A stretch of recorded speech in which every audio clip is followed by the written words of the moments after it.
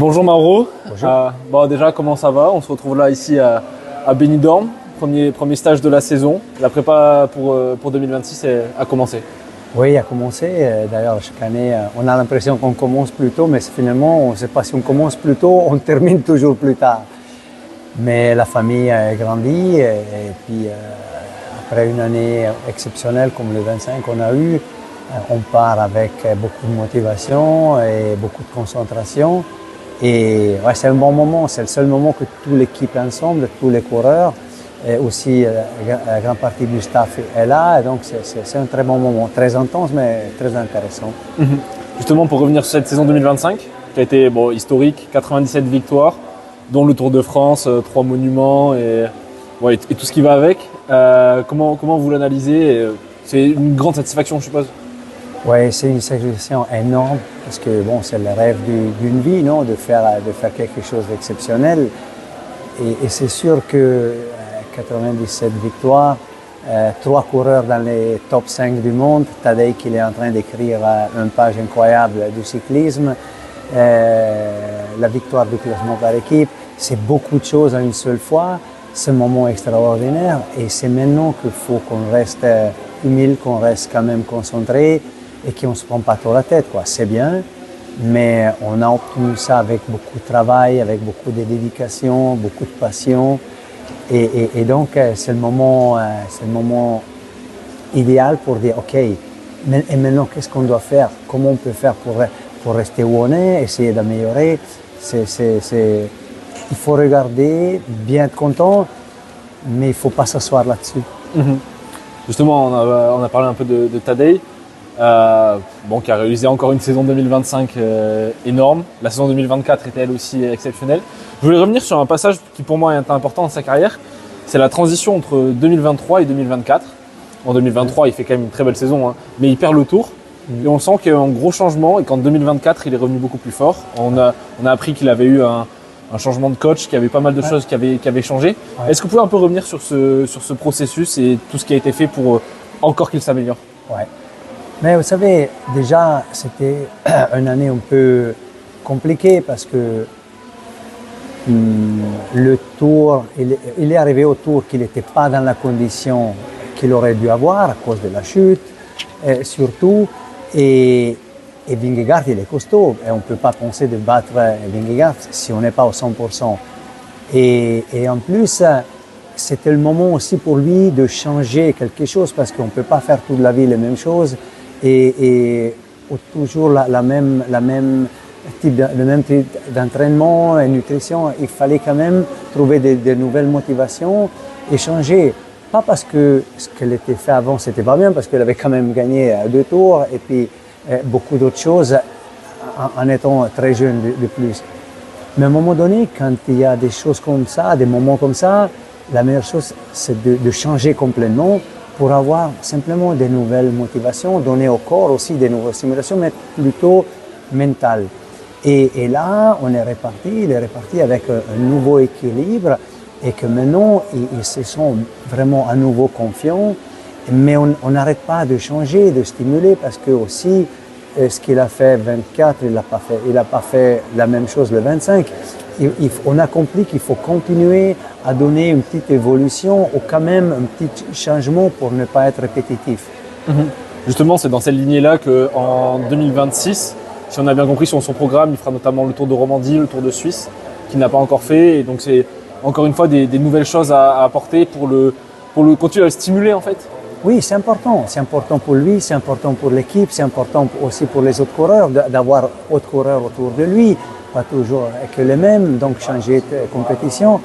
D'ailleurs, le Tour de Suisse, Tour de Romandie sont des courses extraordinaires. Je le dis comme Suisse, mais pas parce que je suis Suisse. Ce sont des courses historiques qu'il a toujours dit qu'il voulait les faire. En plus, quand des fois, et l'année passée, on est passé en Suisse pour visiter un de nos partenaires. Et il adorait le coin, il a dit je dois courir ici, je vais venir faire le Tour de Suisse, le Tour de Romandie. Et donc c'est un nouveau challenge et avec une motivation incroyable pour faire ces 2 nouvelles courses, quoi. Justement, en tant que grand leader de cette équipe, Est-ce que vous pouvez un peu nous expliquer ce qu'il apporte à ses coéquipiers, notamment à des coureurs, bon, lui aussi est très jeune, mais à des coureurs encore plus jeunes. Je pense à des Pablo Torres, à des Isaac Del Toro, à des Adria Pericas qui arrivent dans l'équipe. Qu'est-ce qu'un grand leader comme lui, un modèle, apporte à ces coureurs-là? Il apporte beaucoup de choses. Déjà la professionnalité, c'est le plus sérieux. Il travaille parfaitement, il suit la nutrition, il suit les indications, il passe des journées à faire des tests des matériaux, à faire des tests de la position, à aller voir les parcours. Donc c'est un exemple de professionnalité. C'est pas l'exemple, j'ai la classe et je laisse faire. Non, et donc c'est pour ça, c'est important pour les jeunes, arriver à voir que le numéro 1 au monde, le coureur qui est en train de écrire une page incroyable du cyclisme, il est concentré sur son boulot. Et il le fait avec le sourire. Il ne prend jamais ce qu'il est en train de faire comme quelque chose qu'il doit faire. Non, c'est quelque chose qu'il veut faire. Et ça, c'est le point important. Ça, c'est le truc important. Il fait tout ce qu'il faut faire, mais il le fait avec l'envie de le faire. Pas le poids où je dois faire ci, ça. Et ça, c'est le meilleur exemple qui peut amener. Et en plus, il adore ses coéquipiers. Il adore Del Toro depuis qu'il est arrivé ici. Il aimerait l'avoir toujours avec lui. Et il parle beaucoup. Il se téléphone quand ils ne sont pas sur les autres courses.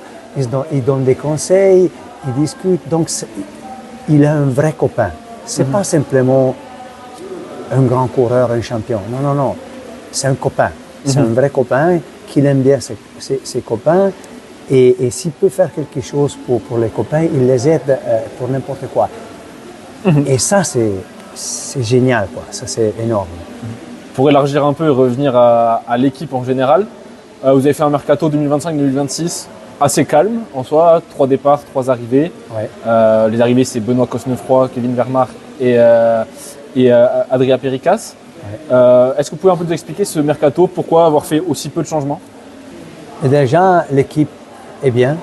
Les coureurs qu'on a choisis et qu'ils ont choisi de venir avec nous dans le passé sont des coureurs ils se sont démontrés des coureurs de très haut niveau, mais surtout sont des personnes qui sont bien avec nous.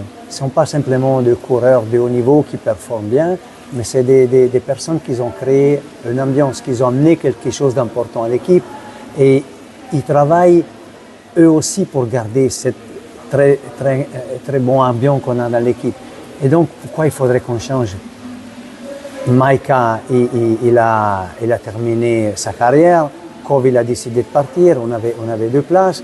Et il y a un jeune qui a grandi avec nous. Donc, ces 2 places, on les a remplacées avec 2 coureurs qu'on pense qui peut amener beaucoup à notre équipe. Notamment Benoît Cosnefroy. C'est un coureur de talent incroyable. C'est exactement le coureur qu'il nous fallait parce que c'est un puncher, une alternative. Bon, Tadej, il fait tout, mais s'il n'y a pas Tadej, on n'a pas le vrai puncher comme lui. Et lui, c'est quelqu'un qui peut faire vraiment beaucoup de choses dans n'importe quelle course.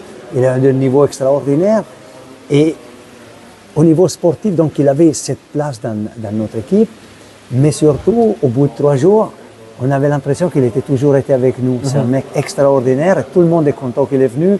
Et donc, j'espère et je suis assez convaincu que c'est un choix incroyable pour nous parce qu'on a une personnalité, une personne extraordinaire, pas simplement un très bon coureur. Et j'ai l'impression que lui, il est aussi bien intégré dans l'équipe. Kevin Vermaat, c'est un autre coureur qu'on avait besoin pour nous garantir un tout-terrain, quelqu'un qui peut être dans n'importe quelle course, être à disposition de l'équipe, soit à monter, soit sur le plat pour rouler, mais il a aussi la possibilité de se glisser dans les échappées et aller essayer de gagner des trucs. C'est vraiment le type de coureur que dans notre équipe, il a vraiment beaucoup de possibilités. Pour revenir aussi dans le sens des départs, il y a eu le départ de Juan Ayuso. Hier, on était à la conférence de presse de Lidl Trek. Il a eu un mot pour vous et pour l'équipe qui tenait à s'excuser de certains propos qui avaient peut-être un peu dépassé sa pensée. Est-ce que vous voulez lui répondre quelque chose ou pas du tout? Vous savez, on avait écrit de belles choses avec Juan. On l'a appris qu'il était junior. On a fait des grandes choses ensemble. C'est un coureur extraordinaire. Il a beaucoup de classe.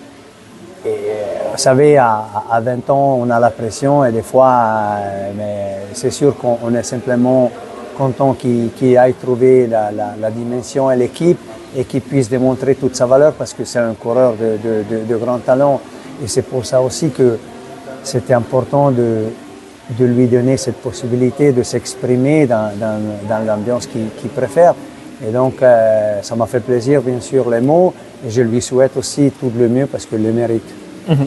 Voilà, petite vision sur 2026. Est-ce que vous pensez que ça sera possible de faire mieux en 2026 qu'en 2025?